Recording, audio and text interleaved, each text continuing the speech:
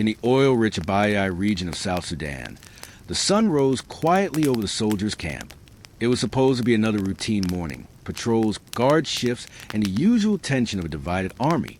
But behind the discipline and the uniforms, something deeply personal was brewing. A secret.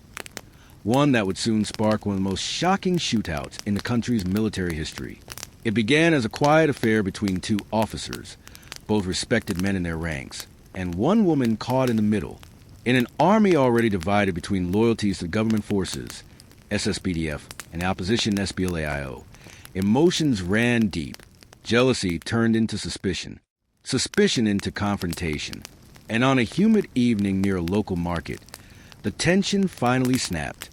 Witnesses say it started with a single argument. Words exchanged, tempers flared, and a pistol was drawn. One of the soldiers fired first. In seconds, his rival dropped to the ground and chaos exploded. Their bodyguards, bound by loyalty and anger, opened fire from both sides. The quiet market square became a war zone. Shoppers ran for cover as bullets tore through stalls, vehicles, and nearby homes. We heard gunfire everywhere, one local said. No one knew what was happening. It was like the war came back in one moment. By the time it was over, 14 soldiers lay dead, 8 from the government army, 6 from the opposition, and several others were wounded. The army called it an unfortunate misunderstanding. But behind closed doors, officers whispered there was more than that, a scandal that embarrassed the military, revealing how fragile unity really was. Reports from the South Sudan People's Defense Forces, SSPDF, confirmed the deaths, though details were limited. The army promised an internal investigation, but locals say no one has been arrested. The woman at the center of the storm, her identity kept secret, has since disappeared. This wasn't just a crime of passion. It was a mirror of a nation on the edge. Since the signing of the 2018 peace deal, South Sudan has lived in a fragile calm, one held together by politics more than peace. Now, with new military recruitment, fresh abductions, and growing ethnic tensions, the country stands at a dangerous crossroads. International monitors warn that South Sudan could slip back into full-scale conflict. What happened in Abyei wasn't an isolated tragedy. It was a symptom of something bigger, a nation still haunted by its past wars and the violence that refuses to die. As the sun set over Abyei, families buried their sons, soldiers who died not in battle, but in jealousy, betrayal, and chaos. For many, it's a chilling reminder. In a country still healing from war, sometimes the most dangerous enemies were the same uniform. Subscribe for more story like this. By dawn, the air in Abyei was still heavy with gun smoke. The market stalls were shattered, and the road to the army post was lined with burned-out trucks. The gunfire had stopped, but the silence that followed was louder than the bullets themselves. 14 soldiers were dead, and yet no one spoke. The military locked down the area, sealed off the base, and sent senior officers from Juba to assess the situation. Locals said they saw trucks carry away the bodies, quietly, in the dark. Within 24 hours, the South Sudan People's Defense Forces, SSPDF, released a short press statement. An unfortunate misunderstanding between some of our forces led to the loss of life. Investigations are underway. No names, no motives, no arrests. To outsiders, it sounded routine. But to those who lived near Abyei, it sounded like another cover-up. The same pattern South Sudan has seen again and again. When truth threatens power, truth disappears. Behind closed doors, political figures in Juba were furious. Not because of the deaths, but because of what the story represented. This was supposed to be a new era. The unity government that merged the SSPDF and the opposition SPLAIO after years of civil war. A fragile peace held together by politics and promises. Now, a personal fight over love, loyalty, and pride had reignited cracks everyone was trying to hide. Analysts say the killings exposed a deep truth, that many soldiers inside the unified army were still loyal to old factions, old grudges, and old enemies. The peace, it seemed, was only on paper.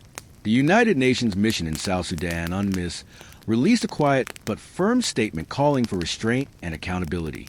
Incidents like this undermine confidence in the peace process, said one official. But few believed accountability would come. In South Sudan, justice is often buried with the dead. And in the days that followed, rumors spread that the woman at the center of the triangle had fled across the border to Sudan, fearing for her life. Her name never appeared in reports. Her story vanished in the noise of politics and fear. For the families of 14 men killed, no answers have come. Mothers in Warrap and Unity State still wait for the army trucks that left their villages months ago, never to return. No official funerals. No medals. Just silence. They died for nothing, one grieving sister said. Not for peace. Not for war. Just for anger. As South Sudan marks yet another uneasy anniversary of its independence, new recruits are once again being trained, new alliances are being formed, and old wounds are reopening. In a country built on survival, even love can be fatal. The Love Triangle massacre may be over, but it's only a symptom of a much deeper truth. In South Sudan, the line between peace and chaos is as thin as a trigger's pull. Fade to black. Distant echo of soldiers marching, then silence. After the gunfire faded, the soldiers who survived returned to their barracks. But nothing was the same. The walls that once separated friend from foe were now invisible lines of suspicion. Officers stopped eating together. Patrols were split by old tribal lines. The love triangle may have triggered the first shot, but what followed revealed something far deeper. Sources close to the military say the two men who died weren't just ordinary soldiers. One was a senior officer linked to the SPLAIO, the former rebel force. The other was connected to the SSPDF, the government army loyal to President Salva Kiir. Their rivalry wasn't just about love. It was about status, loyalty, and control within a fragile military alliance. In the Abyei region, where both forces share security duties, power is currency, and one wrong move can cost lives. This love triangle, insiders say, was the spark that exposed the tension no peace deal could hide. In the days after the killings, officers from both factions secretly began recalling troops. Some soldiers simply disappeared, relocated to undisclosed camps, or sent on special assignments. Intelligence sources told reporters that each side feared retaliation, and small clashes were reported in nearby villages. The National Army tried to suppress the news, but the truth spread fast through WhatsApp groups and Facebook pages run by local activists. The message was clear. The Unity Army is breaking apart. For many in South Sudan, it felt like déjà vu, a reminder of 2013 and 2016, when personal feuds between leaders ignited full-blown wars in Juba. Senior officials scrambled to contain the story. The government insisted peace was fully intact, while opposition leaders accused the SSPDF of provoking their soldiers. The woman at the center of it all became a ghost, a symbol of the chaos no one could control. International observers described the event as a symptom of systemic mistrust. One UN official privately admitted, South Sudan's peace exists only in press releases. For ordinary South Sudanese, the massacre in Abyei was more than a scandal. It was a reflection of a nation trapped between peace and revenge. Young men joined the army not for patriotism, but for survival. And when loyalty is tied to tribe and power to emotion, even love becomes a weapon. A single romantic betrayal triggered 14 deaths.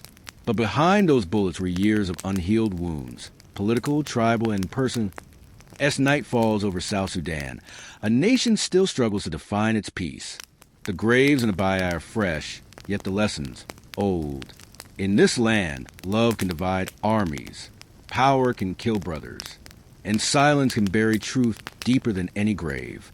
The world may forget the Abyei love triangle, but for those who lived it, it will never fade. A story of jealousy, loyalty, and the fragile heart of a broken peace.